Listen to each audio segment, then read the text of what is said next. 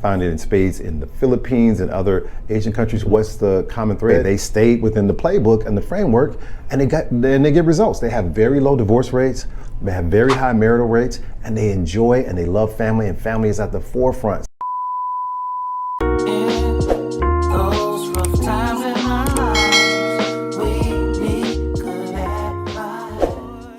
Here's what that looks like. It starts by knowing what men want and being committed to that. I mean, it's really simple, but it's that. And then also to help them to also take accountability for this society that you have to live in, this world full of trash. A lot of it has to do with the fact that, you know, you're picking bad men. It has to do with the fact that you're not as committed to being mothers, that family is a tertiary priority for you. You know, most women nowadays, it's like, let me have my fun, let me work hard and have all these career accolades, and then somewhere after there's family. 75% of your eggs are gone at 35. Yes, and there are surveys. Women don't have to like this, but there's surveys. Men 18 through 60, their preference physically is women between the age of 18 and 25. And we're genetically, I believe, wanting to want the more fertile women. There's a right way to do things. It really is. And then there's a way you could do this if you want, but don't come back and then complain about the results. Yeah. That's my piece. So, like, if you want to do it your own way, own that. Yeah. And I think we're all getting to that point where we're all frustrated. So maybe we need to think differently. So it sounds like we're at we're nearing an inflection point where where feminism hit its peak, and which created the rise of the Red Pill movement, and they're about to meet and then just collide and just create a big bang effect. It's happening. It's happening. And then from there, what?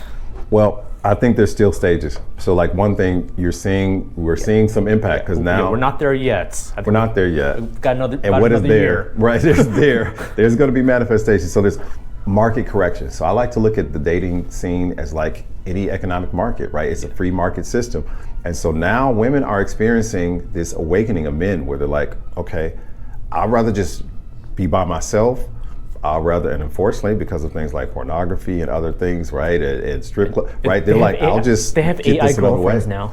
AI girlfriends. Wow, so they're literally having conversations. They're having This is where we are. This is how desperate men are to find these things, to have that. And this is what most people don't know. The majority of men are sexless. The majority of men don't go out on many dates because they're invisible, they can't be seen, and then it becomes a self-fulfilling prophecy. They don't build the social skills, they don't have the confidence, and women can smell that a mile away and they don't want it. So it's like, so there's these different adjustments. So then coming back to the women's side, so now we have the soft girl movement. So now they realize like women don't want all these hyper masculine traits in, men don't want these hyper masculine traits in women. We want soft feminine women. So they're like, oh, I'm not gonna just push this independent boss chicken anymore. I'm gonna be a soft girl and say, I want a man to take care of me. Yeah, but what are you bringing back the other way? It's still like about you. It's still self-centered, and it's just you'll say what you need to say to get what you need to get. And there's a time and place for that. We're not saying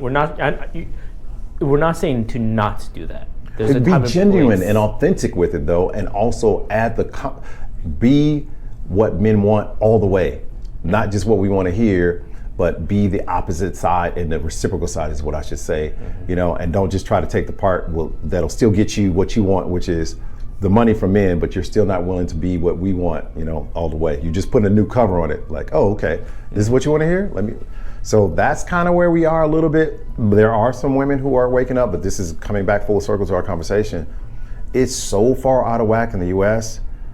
For someone like myself who's very dedicated to being the best version of myself, work myself up, and I like to start with the financial last, but just interpersonally, my values, my emotional intelligence, becoming the servant leader. So that means I'm serving, I'm doing other things, physically, all that stuff, mentally, spiritually, and then yes, financially being in that place. I am not here to wait for a project or to, you got to take 6 years to ramp up, and then now you're ready to actually be a traditional wife. And I'm ready to give you traditional, full scale, top 5% male, right? So guess what I do? I go to a place where it's already like ready-made for men who are looking for what I'm looking for. Yes, very attractive, because I think I should be able to, get that on the opposite end. I should be able to have top 10% if I'm providing top 10%. So attractive, feminine, fit, friendly, know how to take care of men. Enjoy it. It's not a chore. Enjoy it. Want men to be leaders. Want masculine energy, and don't want it just for the money or the transactional part of it. They feel like they need it because they value it. So I find that in spades in countries like Colombia, other South American countries. I find it in spades in the Philippines and other Asian countries. What's the common thread? These are countries where they didn't get matricized in that same way. They didn't get sold all of these things about we should do this a different way. They stayed within the playbook and the framework, and they get results. They have very low divorce rates, they have very high marital rates, and they enjoy and they love family, and family is at the forefront. So you see the fruit of it. So women grow up, yes, they go to school, they want to have careers, and many of them do, but that is not their main priority. Their main priority is, I want to be a mom, I want to be a wife, and I will fit the career part in where I fit in, maybe heavy before I have it. When I do have it, like my girlfriend, she works 4 hours a day. She's a tax accountant. She was in the math club when she was in high school. Extremely smart, but she's also very beautiful, but she's very feminine. And when we go out to eat and we have something shared, she puts something on my plate before anything else. Within 2 weeks of dating her, she just went to iron my clothes without, just like stuff that's just like you said, it's just weird. You're kind of like, is this okay? Is this, but yeah, it feels good. And she loves doing it,